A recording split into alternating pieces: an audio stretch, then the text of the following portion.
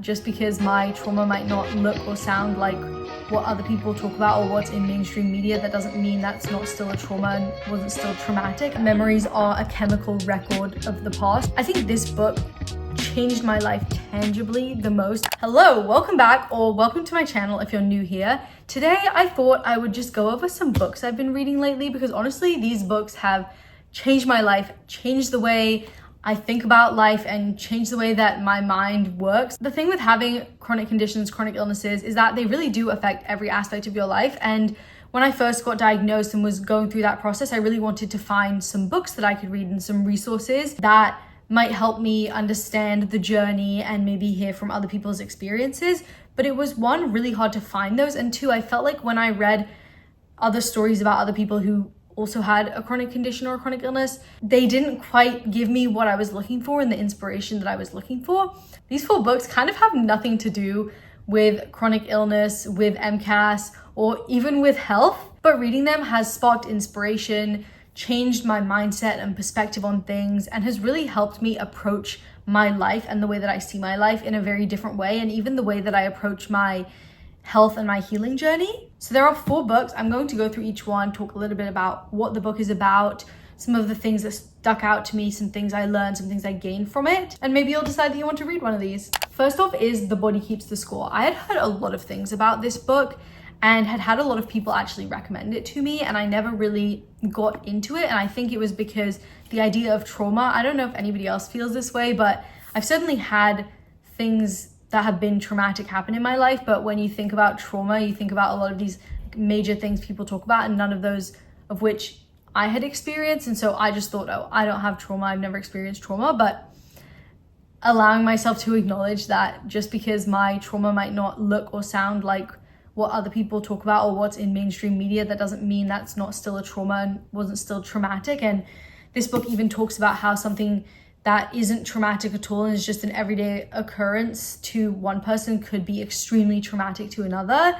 And that honestly was one thing that was really helpful. As a whole, this book is all about how trauma and past experiences shape your brain, then how your brain impacts how your physical body and your health functions. I have some quotes written on my laptop over here, so if I'm looking over here, that's why. It's the greatest discovery of my generation is that human beings can alter their lives by altering their attitudes of mind. You know, oftentimes the way that we think and our perspective and outlook on life is based on things that have happened in our past. And if we can start to understand that, we can get some of that control back of changing how we view things as we move forwards. And then another quote with that is that it is not that something different is seen, but that one sees differently. And being able to take in the things that are happening in our lives without a bias that we've had before, or even with a different bias and a more healthy bias, and one that is there more to serve you than hurt you. Something I learned from this book is that a lot of times people who have chronic health issues,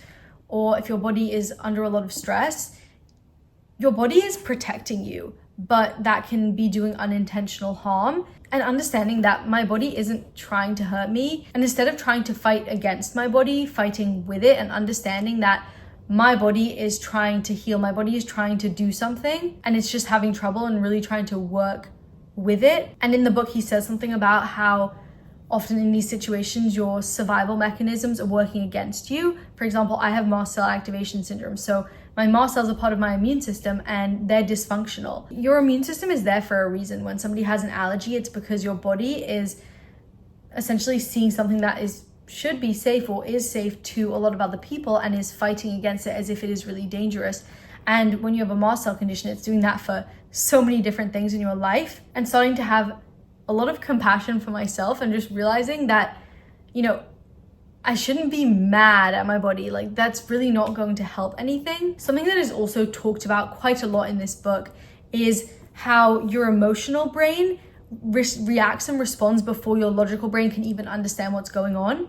And it explains some of the science behind this, which for me, I'm a very scientific person and I like to know all of that. So that was really helpful. And you'll notice that as a theme in a lot of these books. And that when your emotional brain responds, it's often from past experiences. So what's happening is that your system keeps having these stress responses in response to perceived threats based on past experiences, and those stress responses can lead to a lot of physical problems. And one of the main takeaways I got from this book is that when you have a lot of issues with your health and you go through traumas and these kinds of experiences, what can happen is that you start to disconnect from your body, and that the idea that to heal, you need to reconnect with your body and really have that ownership over what's happening and have a positive relationship to it. And this book just had so many different things that were really validating to me. You can kind of see how many pages I bookmarked, and that's all quotes that I underlined.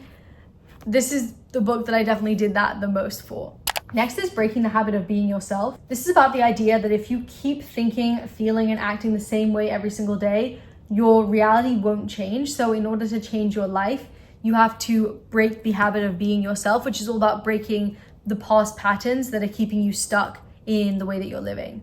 I think a lot of people read this as a manifesting book. That's how I've seen a lot of other people and where I've seen a lot of other people talk about it. But for me, it really helped me understand how the ideas of the ways that our brains work and neuroplasticity and building habits and thought patterns, and how past experiences impact that, and then how that informs the way that we live our lives going forward, and how that can potentially apply to health, going on that journey of figuring out what's going on and then what to do about it. He mentions the idea that memories are a chemical record of the past. So when you repeatedly think about a past experience, especially one that was emotional or stressful, your body and your brain begin to live as if that is still happening. So those thoughts continue to trigger the same chemical responses in the body, which then creates a loop where your thinking becomes what you're feeling, and then your feeling reinforces your thinking. The biggest takeaway I had for this applies directly to my experience trying to reintroduce foods that I've reacted to in the past, even though what he was saying has absolutely nothing to do with that. But it's a lot easier to experience what we know than to experience something new. And it got me thinking that when I'm introducing a new food, I am thinking about all these different experiences I've had in the past of reacting. Say, let's take, tomatoes. In the past, every time I've eaten a tomato, I've reacted. So if I see a tomato out in my daily life, or I'm at a restaurant and there's a tomato, or, my food comes to the table and there's tomatoes on it, I have the thought, well, no, I can't eat that, because if I eat it, I'm going to have a reaction. And that's a negative string of thoughts that I'm having, and that's to protect myself. It's so that my body is reminding me we can't eat that because we're going to have this reaction. But when it comes to trying new foods, I have no proof yet that I don't react to it. The whole point is that I'm trying, and I've talked before about how sometimes I think that I get so anxious that when I'm trying a new food, potentially I could have a reaction based on just the anxiety and the stress alone, not even from the food, and that's really hard because I don't want that to happen. I want to be able to differentiate if it is really the food and if I'm really reacting to the food or if I'm not.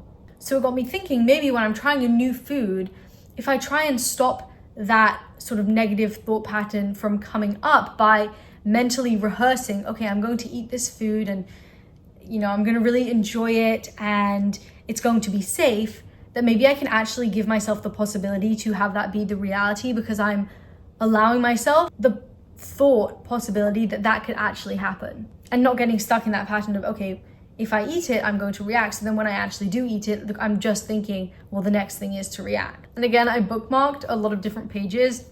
There was a lot more also that just, I think was really eye-opening and just giving me different ways of thinking about things in my life and my mindset and mental health in general. So this was a really interesting book. I feel like we're kind of going in order. We started with the one that's definitely the most specific to health and chronic conditions, and now we're going away from that.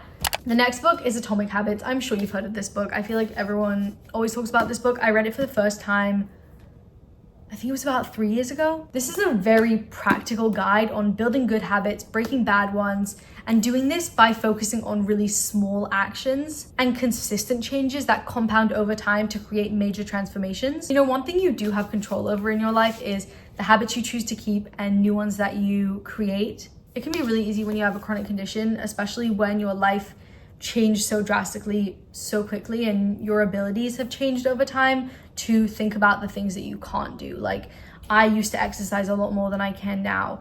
And at first it was very easy for me to be like, well, I can't do this. I can't, for example, at the time when I read this, I was really into weightlifting and I wanted to build muscle, and all these videos I was seeing everywhere on social media were about how you need to eat this amount of protein and these are the high in protein foods, and I couldn't eat any of those foods, and it made me feel like I was really missing out and that I couldn't reach my goals. But realizing that it's all about doing what you can with what you can and working with your abilities, because ultimately your change comes from where you start to where you go, not where somebody else is. So if you didn't do any movement every day and you start walking a mile every day, that is change, and that is going to cause change in your life, and that is going to create an impact. Whereas somebody who's already running like 10 miles a day, walking 1 mile probably isn't going to have as big of a change as it would for you. And this book, I think this book changed my life tangibly the most at the time, because changing my lifestyle truly did change my life. It made me the happiest I have ever been in my health, and I feel like I can still say that statement is true even 2.5, 3 years later, even when I've been at the worst points with my health. Even at those points where my health has been the worst, I have felt the best about my life, and I have felt the most in control, because every single day I would wake up and choose to do these things for myself, choose to implement these habits. So even when I didn't have control over, I needed to see this doctor and there was a really long wait, or I wanted to do this treatment and I had to wait a long time, or any of those things that were out of my control, every single day I was focusing on what was in my control, and I was seeing change from it. And I was doing things that made me feel good. And again, he comes at it from a scientific and psychological standpoint and really explains how these things work and why they work. And last but certainly not least is 101 Essays That Change the Way You Think. I read this about a year ago, and right now I'm reading another book by the same author called When You're Ready, This Is How You Heal. And both books are a series of short essays on different topics. All the topics are pretty general. Like, I'll flip to a random page. This one's called How to Measure a Good Life. This is everything is here to help you, how intrinsically motivated people become the best versions of themselves. And this is Everyday Signs the World is Experiencing a Shift in Consciousness. These each take 3 to 5 minutes to read. And for both books, when I've read them, what I've done is when I start reading them every single morning, I'll read one. And as you can see, I definitely did bookmark, underline some things. And they've just been sort of thought starters, giving you alternate ways of thinking about something. I always find that because these are pretty broad, whatever something you're struggling with or have been thinking about, it's one of those things that when you read it, like something comes to mind that's very specific, and it can help you just approach it and think about it in a different way. And that's why I really like starting my day with one of these, because it starts it with a bit of inspiration, a bit of a potential alternate way of thinking. And like I said, maybe there was something that I was like thinking about overnight, stuck in my head, and it has helped me sometimes, like when I've had something like that, not drag it into the day, because this has helped me give like a new fresh perspective on the day. So these are 4 books that have really helped me in my health journey and in this process of healing and living my best life. Hopefully this was interesting. Maybe you'll go and read one of these books. Let me know down below if one of these sparked your interest, if you've read any of these, what you thought of them, anything you learned from them or that stuck out to you. Something I've been doing recently on Instagram is I have a broadcast channel called Mind Medicine, where I'll sometimes post a page or a quote that stuck out to me from one of these books and what I learned from it. So maybe that's a good place to start for you. If you go over there, join that channel, you'll get some of those messages. Thank you so much for watching, listening, spending time here with me today, and I'll see you in the next one. Bye.